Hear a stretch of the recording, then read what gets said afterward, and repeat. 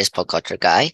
Today, in this special Marvel Plus retrospective review, is on Iron Man 3, the 2003 film directed by Shane Black and co-star one of my favorite stars, Robert Downey Jr. Of course, everyone knows that today is actually, this month has already passed, but back in May 3rd of 2013, this year is the 10th anniversary of the Iron Man 3 film, directed by Shane Black, as I mentioned, and starring Robert Downey Jr., Gwyneth Paltrow, Cheadle, Drew Pearce, and Ben Kingsley. Everyone has a favorite MCU film. I mean, Avengers: Infinity War, Guardians of the Galaxy, Captain America, Winter Soldier are generally regarded as the best MCU has to offer in recent memory. And of course, these three I just mentioned are in my top 10 ranking of the MCU films. Now, generally, flip side is also true. If you read forums and social media for long enough, plenty will passionately tell you about how a batch of Marvel movies like The Eternals, Thor: The Dark World, very true, Quantumania, or spring to mind are the worst MCU films, if I have to say. But anyway, then there's Iron Man 3. Now, despite this film had actually crossed the 1.2 billion box office back in 2013, it was a huge success. But, of course, Shane Black's directed prequel of Iron Man feels like a poster child for the Marvel's forgotten middle-of-the-road mediocrity in the long 33 plus projects that the MCU has produced. Now, to revisit this film for its 10th anniversary, it's clear that it's overflowing with style, charm, charisma, something that Marvel's post-Endgame era has been struggling to find, which this is very true. For me, Iron Man 3 is a great film. It captures everything what made the first one work, having a great character study on Tony Stark with the struggle of PTSD and anxiety after the events of the first Avengers movie. And that's really important. And Iron Man 3 is in my top 10 ranking of MCU top films.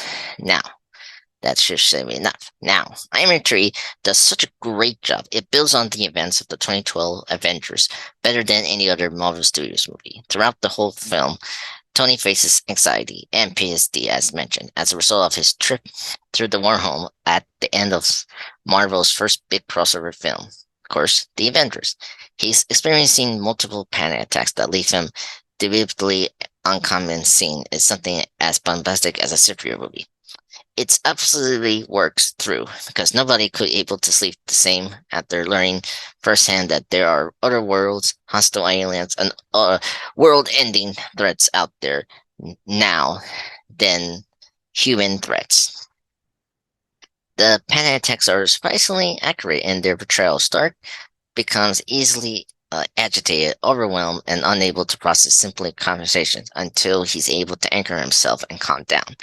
Now, I never thought about this, but it's actually very similar to what Puss in Boots did in his sequel of Puss in Boots: The Last Wish, which also dealt with a good deal of PTSD and anxiety attack that Puss was going through after a encounter of one of the assassin's wolves. Now, it has received a great deal of acclaim of its portrayal of the intensity that comes with panic attack.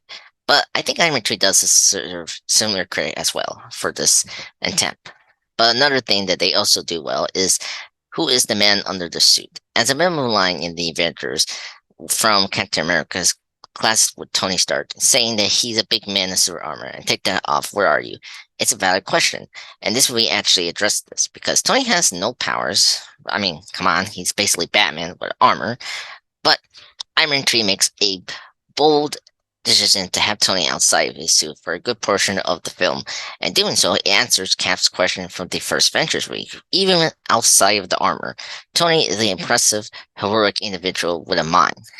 Either he's Jerry wielding weapons in a tiny Tennessee town, or sneaking through a gunman-filled compound with only homemade, non-lethal tools. Stark managed to come out on top using only his intellect and wit.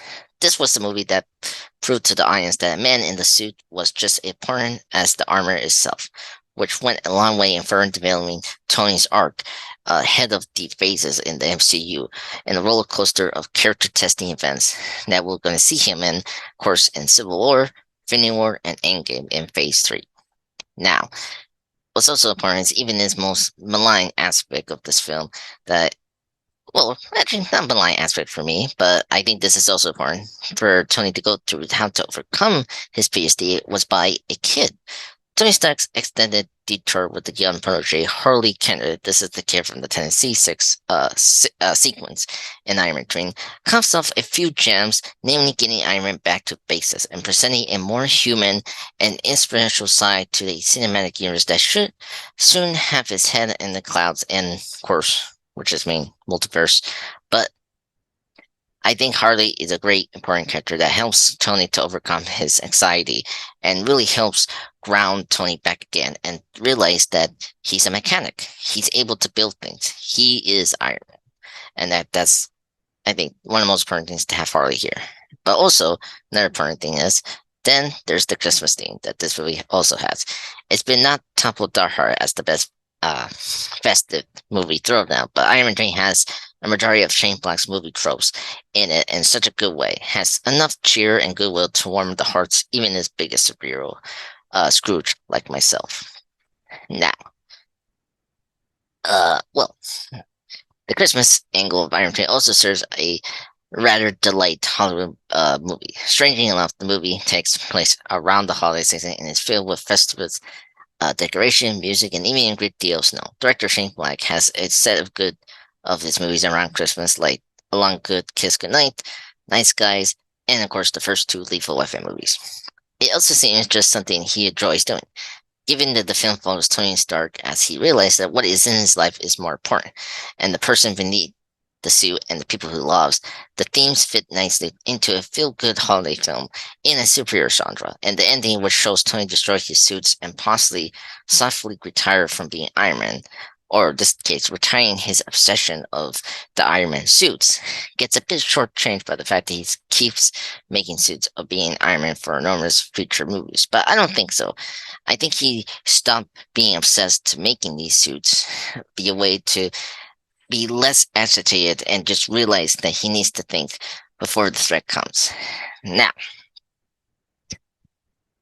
Iron Man 3 is secretly the best movie? Not quite.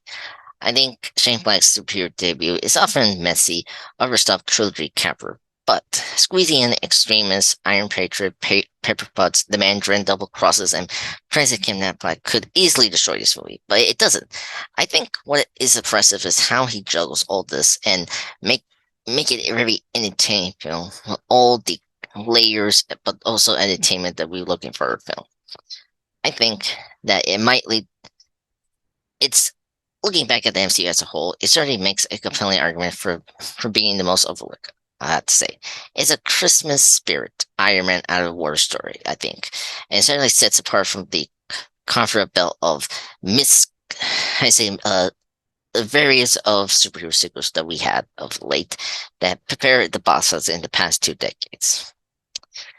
I think Tony Stark's final ending is worth watching for his intriguing themes and unique tone, especially now that we are years removed from the simpler era of the MCU. And in this case, I just want to iterate that I think Iron Man 3 is a great film. It's still at my number 10 in my MCU ranking because I just love the character development and themes and just direction that this movie does that propels Tony's arc throughout Phase 2 and to his last moments in Phase 3, particularly in Endgame. So I highly recommend watching Iron Man 3. Go ahead, watch it, and of course, happy 10th anniversary, Iron Man 3.